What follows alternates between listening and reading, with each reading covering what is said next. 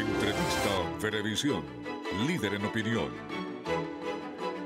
Gracias por acompañarnos, como siempre. Ya estamos listos para iniciar nuestra conversación con el invitado del día de hoy. Él es Ukbel Roa, diputado ante la Asamblea Nacional por el Partido Socialista Unido de Venezuela, primer vicepresidente de la comisión que investiga acciones y delitos cometidos por la Asamblea Nacional 2015-2021, también integrante de la Comisión de Energía y Petróleo. Gracias por estar con nosotros en Entrevista Venevisión. Hola, Andrina, ¿cómo estás?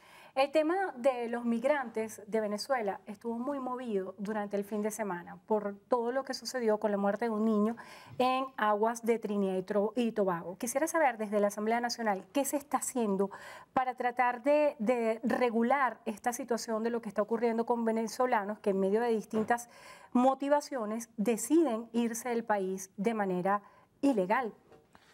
Mira, fíjate, primero nosotros, creo que la Asamblea Nacional junto al Ejecutivo ha estado retomando con mucha fuerza la necesidad de decirle a los venezolanos que tienen una patria, que hay condiciones en Venezuela para salir adelante. Hemos visto que todo este esquema xenofóbico que se montó a raíz, hay que denunciar a raíz de todo, una serie de políticas implementadas por un sector opositor del país que prácticamente calificó a los venezolanos que emigraban de una enfermedad en América Latina, de personas peligrosas, y prácticamente fueron los grandes promotores de lo que hoy ocurre. Y es muy triste, no solo lo que ocurre con este niño, lo que ocurre en algunos países como Chile, Perú, Bolivia, el mismo México, donde se persigue prácticamente a los venezolanos que van tras un sueño, que deciden migrar, y que nosotros, el presidente, y que esta Asamblea Nacional ha dicho, nosotros tenemos un país, tenemos todas las condiciones para sacarlo adelante, y necesitamos que nuestra capacidad, nuestros venezolanos que se fueron, vean en su patria esa posibilidad, ese sueño que siempre hemos podido tener aquí, que ha sido trastocado por el esquema de guerra que se montó contra Venezuela. También el fin de semana fue noticia los enfrentamientos entre bandas en la autopista regional del centro. También hay sectores de Petare que han tenido toque de queda por situaciones de enfrentamiento. En materia de seguridad, ¿qué se adelanta en la Asamblea Nacional y de qué manera se va a poner freno a la criminalidad? Mira, más que banda, creo que el Estado venezolano está asumiendo la autoridad que le da, en este caso, el andamiaje jurídico venezolano, para evitar precisamente que ninguna organización delictiva se haga de un territorio, que no estén cobrando vacunas, que no están liberando espacios, porque hay que decirlo, pues hay algunos territorios que fueron tomados por el AMPA organizada e inclusive donde hay participación, y esto se denunció con mucha fuerza, participación y promoción, inclusive entrega de armas por parte de sectores que buscaban más allá de la criminalidad, buscaban desestabilizar el Estado-Nación. Esto hay que decirlo. Fíjate, el tema del crimen en Venezuela tiene varias aristas, y una de esas aristas ha sido tratar de intentar fortalecerlo para desestabilizar al gobierno. Toda una estrategia de buscar caos en el país. Esto siempre tenemos que tenerlo claro. No olvidemos las guarimbas del 2016 y 2017, que prácticamente organizaciones delictivas se colocaban al frente junto a venezolanos incautos que terminaron en todo lo que fue aquella masacre por parte de los mismos sectores opositores que llevaron a muchos jóvenes a las locuras que se cometieron. O sea, que usted le atribuye a estos eventos de delincuencia, criminalidad, alguna connotación política. Hay varias aristas, pero tenemos que decirlo, sí, por lo menos en el tema de buscar que obtuvieran armamento.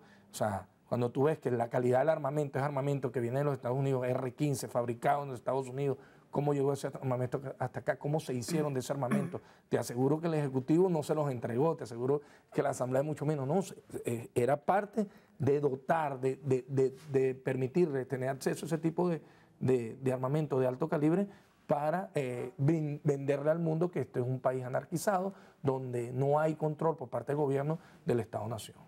En virtud de esos señalamientos tan fuertes y tan delicados que usted está haciendo, y como parte de esa comisión que investiga los delitos de la Asamblea de 2015-2021, muchas veces muchos venezolanos se preguntan si ustedes tienen pruebas ¿por qué no se han tomado acciones judiciales contra distintos líderes de la oposición a quienes ustedes constantemente señalan de ser protagonistas de estos eventos aislados? Bueno, lo primero que nosotros tenemos que dejar claro es la función que nosotros tenemos como parlamentarios, en este caso de nuestra comisión. Nuestra comisión le toca investigar.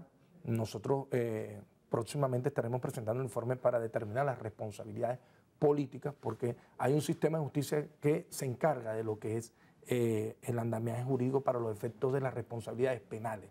Sin embargo, judicializar el tema no nos toca a nosotros como Asamblea Nacional. Lo que sí hemos sido colaboradores y creo que se ha hecho un excelente trabajo de esta comisión. Le tengo que reconocer el trabajo de todos los parlamentarios y de las comisiones técnicas que han participado allí, y donde se deja clara cada una de las distintas acciones, cómo apuntaban no solo a saquear al país, sino a desestabilizar y crear una situación de caos en Venezuela. El tema económico, que es uno de los que más inquieta a los venezolanos, la discusión de la ley del impuesto a las grandes transacciones financieras. Quisiera que nos hablara acerca de esto. ¿Cuál es el verdadero impacto? Porque el título de la ley, grandes transacciones financieras, pudiera pensar cualquier ciudadano de a pie que no le va a tocar, pero cualquier ciudadano de a pie, un plomero, un albañil, cualquiera que perciba un ingreso en dólares y vaya a hacer un pago en dólares, se va a ver afectado por este impuesto. Desde el punto de vista de carga impositiva, ¿qué se piensa hacer para sortear lo que va a representar esto para todos los venezolanos y que no se traduzca en un nuevo impuesto que golpee más la economía de los venezolanos?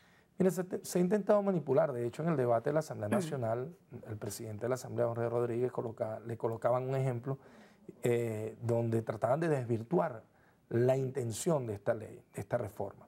En primer lugar, la intención es proteger nuestro cono monetario, proteger nuestra moneda, que es el bolívar, retomar, hacer atractivo nuevamente la utilización del bolívar para el efecto de las operaciones. En segundo lugar, nosotros tenemos que ser responsables y creo que los sectores productivos comerciales del país tienen que ser responsables y entender de que cuando se hacen operaciones que son operaciones en efectivo en dólares, cuando se hacen ese tipo de operaciones, no quedan registro y no terminan pagándole nada al fisco nacional. Y esto es un país que, si bien es cierto, su principal fuente de ingresos es el petróleo, necesita, como en todos los países del mundo, pechar la actividad comercial que utiliza, en este caso, las divisas y otras fuentes de pago. No se está diciendo que no se utilicen, se está diciendo es, vamos a fortalecer lo que establece nuestra Constitución, fortalecer nuestro bolívar. Ese sería el espíritu de la ley. Es el espíritu, y de hecho, en la disposición transitoria queda que quienes accedan a este tipo de recursos y quienes más ganan son los que van a terminar pagando en su mayoría este impuesto. Se trata de precisar y tener claro que es necesario que nosotros fortalezcamos nuestro bolívar. No puede ser una ley contra el país, una ley que busca fortalecer la moneda nacional. Y bueno, aquellos que usen dólares, existen todas las instancias de cambio, existe la banca para precisamente generar un ecosistema, retomar el ecosistema con fuerza del bolívar, es parte de la estrategia de esta reforma de ley. ¿A partir de qué montos se estarían pagando? Todavía no está, Mira, eso está por no está claro en las disposiciones sí. transitorias, pero quisiera que nos hablara porque se estimaba que sería un impuesto del 3% al 20%, es un impuesto bastante alto. Sí, bueno, como te dije, todavía no hay falta no solo la disposición transitoria, sino que después habría que hacer los reglamentos, las distintas áreas para poder colocar, una vez sancionada por el presidente, entre en juego todo lo que se viene. Lo que sí es que el espíritu de esta ley es fortalecer, darle un carácter de fuerza, porque estamos relanzando nuestra economía. Hay que decirlo, ya salimos del hecho hiperinflacionario. O sea, nuestra economía tenía una hiperinflación que rondó superior al 1.000.000%. Nosotros salimos de ese hecho y cada vez la economía va tomando más fuerza. Hay que decirlo, el país, a pesar del bloqueo de las sanciones, a pesar de lo que ha sido el flagelo del COVID, ha salido adelante, comienza a mostrar signos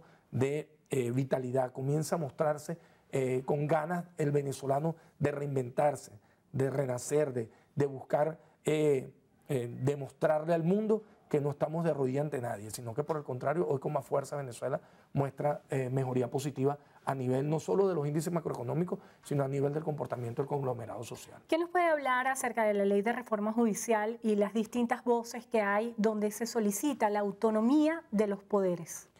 Esta reforma, esta ley, busca darle un impulso porque es necesario que nuestro sistema de justicia funcione con toda la fortaleza y que tenga todos los elementos para hacer frente a intentos de desestabilización como los que vivimos en los últimos años. Diputado, cuando hacía referencia a la ley de grandes transacciones financieras, hacía un acento muy particular en proteger el bolívar.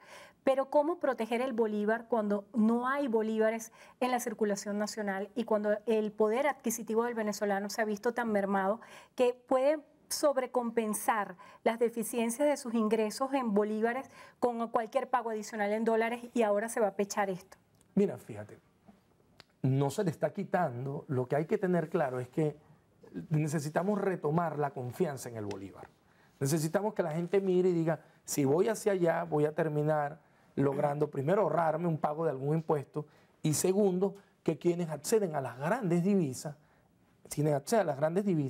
entiendan de que ese sistema, ese ecosistema que vas a crear va a permitir que los bolívares, porque bueno, en la medida en que tú comienzas a sanear la economía, el Banco Central, los distintos entes que entran en el juego económico, los distintos agentes económicos pueden emitir, en este caso el Banco Central va a poder emitir bolívares, va a poder tener un carácter orgánico. La idea es que no se convierta en inorgánica nuestra moneda y que nuestra moneda no vuelva a volver a sufrir el ataque que sufrió en su momento. Por eso es cuando en la reforma del Banco Central se buscó evitar y liberar un poco el acceso a la divisa y el manejo de la divisa, eso permitió que se estabilizara y ha sido parte del éxito de toda la política económica que ha implementado el presidente Nicolás Maduro.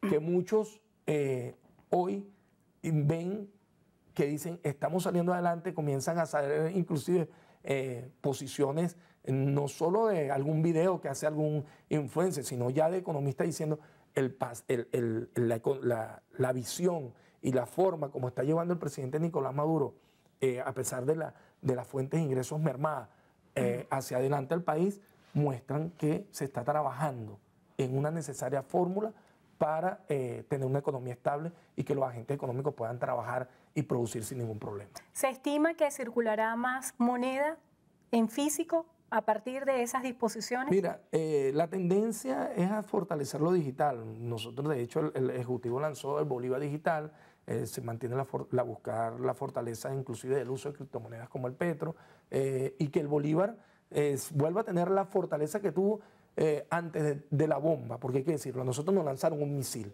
y el misil fue contra la economía venezolana. Hay que reconstruir, hay que hacer el control de daño y parte de todo este andamiaje jurídico que estamos blindando y brindándole al Ejecutivo Nacional es para sacar nuestra economía adelante y decirle al país, al mundo, aquí está Venezuela, con todas las características para hacer inversiones, con todas las características para salir adelante y sobre todo para producir desde Venezuela lo que los venezolanos necesitan. Diputado, se nos agota el tiempo. El diálogo, ¿existe una posibilidad real de reanudar el proceso de diálogo en México? Bien, en la medida en que se respete el principio de la autodeterminación de los pueblos, en la medida en que se respete, en que el gobierno de los Estados Unidos respete las acciones que ha hecho el Ejecutivo Nacional. Hay que decirlo, Andrina, el presidente Nicolás Maduro siempre ha llamado al diálogo, siempre ha estado dispuesto. No olvidemos los embarques y la traición por excelencia que ha cometido esa oposición golpista contra nuestro gobierno. Aquí el presidente ha colocado en el tapete cuál es la condición o el elemento que nos hizo alejarnos del diálogo. Ellos nos colocaron preso un diplomático venezolano que tiene inmunidad diplomática, que tenía todos los elementos de ley y no puede ser que esa acción la cometen precisamente para implosionar el diálogo. Gracias por estar con nosotros en Entrevista a Venevisión. Ucbel Roa, diputado ante la Asamblea Nacional por el Partido Socialista Unido de Venezuela. Gracias por estar aquí. Gracias.